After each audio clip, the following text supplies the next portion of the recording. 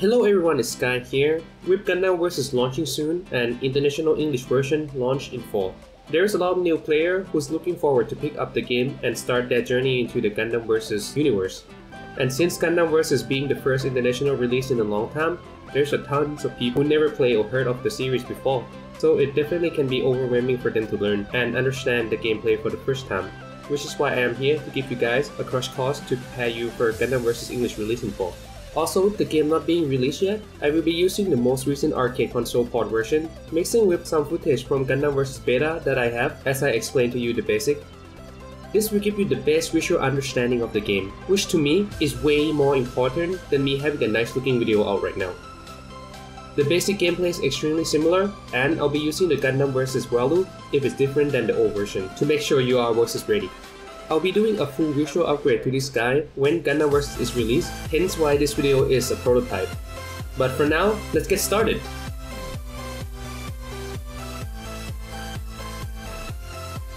Shooting let you shoot.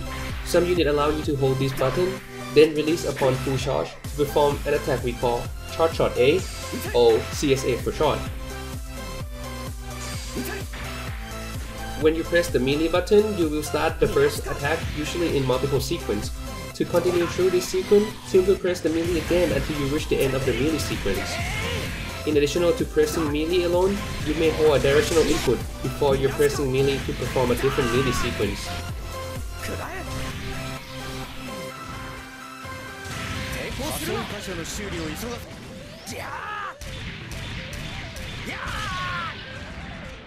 Remember the Charge Shot A?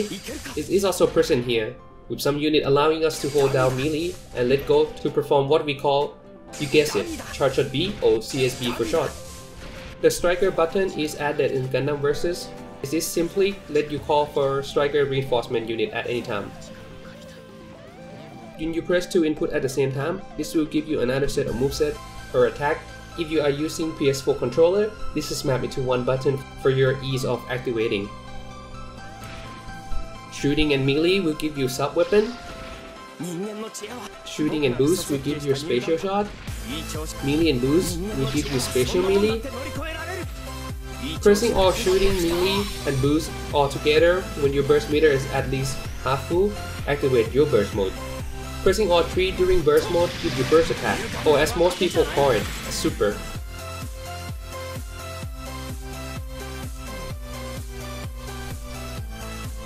To move around, you can choose between using the analog or D-pad, or the lever for arcade stick. You simply will move in the direction you press. It's very simple really. If you input same direction twice, you get something we call a step boost.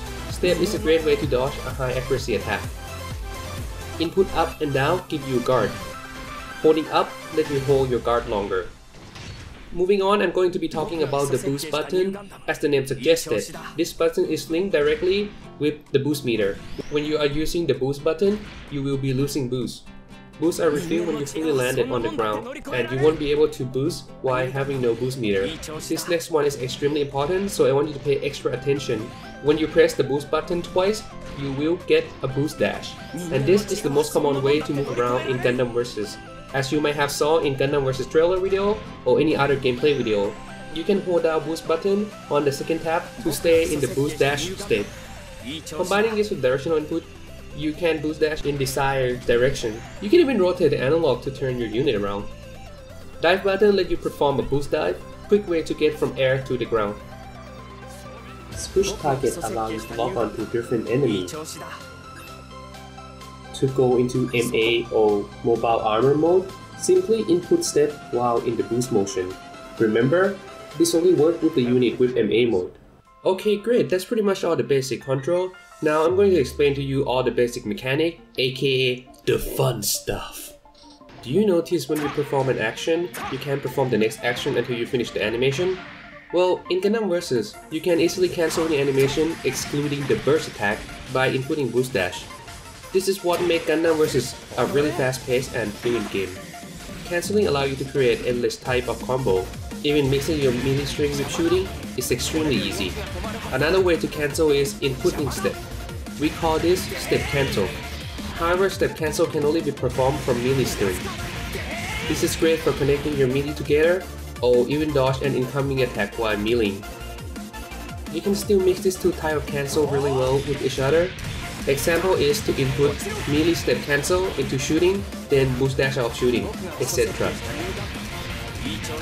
Next, we are going to be talking about tracking. There is 3 basic locks that you will have to get familiar with: green, red, and yellow. If your distance is too far away, you are in the green lock. In green lock, all of your attack performed will have no tracking on enemy units. Moving closer to the enemy, our lock changes from green to red. Attack performed in red lock will be containing tracking. Yellow lock means that the target is in invincible frame and cannot be damaged right now. But what is this tracking I'm talking about? Most attacks have a self-positioning function while traveling toward the target. We call this tracking. Let's go look at video example. During green lock, tracking is not present here. Notice how the beam just travels in a straight line? Now, the red lock. Please pay close attention to the beam. Did you notice the sway toward the target?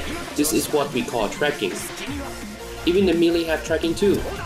But if you are too far away, despite being in red lock, your melee tracking will end before reaching the enemy. To dodge or nullify the tracking attack, you can use step. Like I mentioned before, step is a great way to dodge high tracking attack. When you input step, all live attack toward you will lose their tracking property.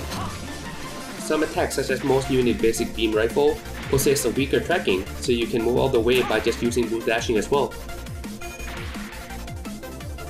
Next, we're going to be talking about boost meters. So how anyone ever get hit? Remember the boost meter from the control section? It's actually changed color depending on how low it is. The lower the boost you have left when landed, the longer recovery time it takes before being able to move again. Force the enemy to deplete their boost and focus your attack combining with the tracking while the enemy is about to land is the key fundamental to land an attack. Make sure to manage your own boost as well, because that is also how you're gonna get hit a lot. The state of having no boost is called overheat. Apart from having the longest recovery time and not allowing you to boost, new paralysis state is also added. After 2 seconds have passed while you are in overheat state, next action you perform will put you into paralysis. Paralysis is pretty much an upgrade overheat. While paralyzed, you cannot perform any action until you are landed and recovered. Overheat in the other hand still allow you to input action such as block, melee, shooting, etc. However, if you have burst, you can get out paralyzed upon activating. Boost management is the skill that you will be perfecting forever, despite what level you are. So treat this with care if you are looking into playing competitive in the future.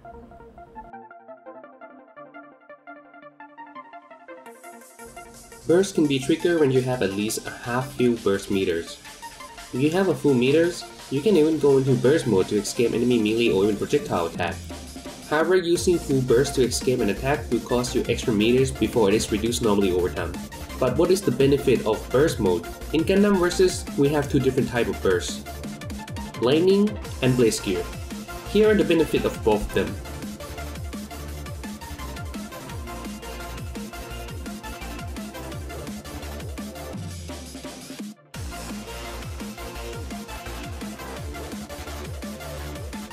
While you are in burst mode, you can perform a burst attack, or a super as we call it. These attacks are extremely powerful if you can land them, however you must be careful when using these, because burst attack animation cannot be cancelled until the animation is finished.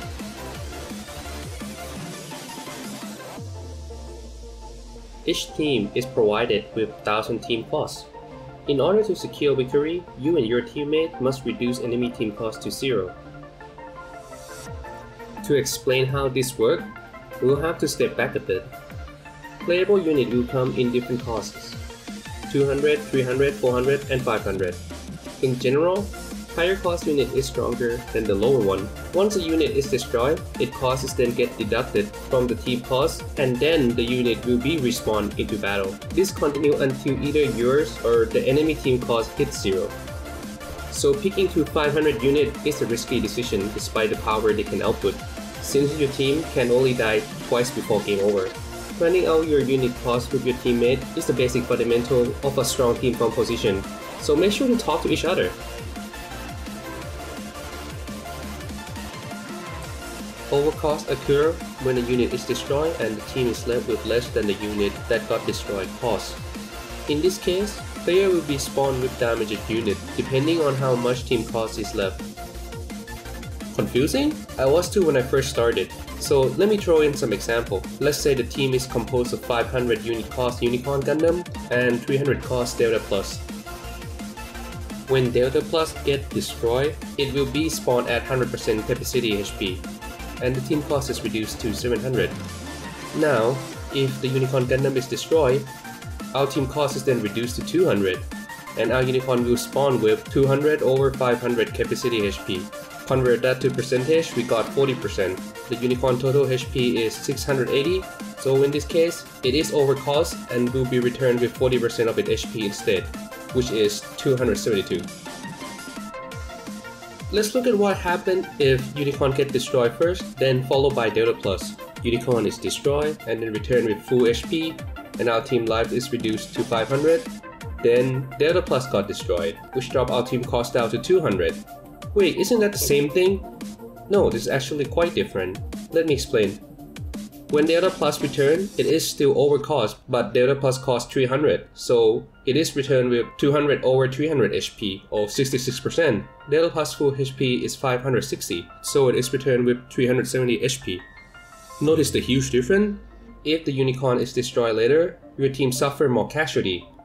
Death order is a huge part of competitive play, and many players will be exploiting this mechanic, so make sure you try your best to die in the correct order. Well, that's pretty much it for the basic, so you are now Gundam vs ready. Remember, this video will only bring you up to ready to play level. I'll be making one more video focusing on those who want to take their learning to the next level. It's most likely going to be called something along the line of Introduction to Competitive Play and will contain more advanced movement, theory, and information. Apart from that, I'll still be producing individual tutorials like usual. So if you are interested in all of this, make sure to hit that subscribe, give this video a like, and comment down below if you have any question.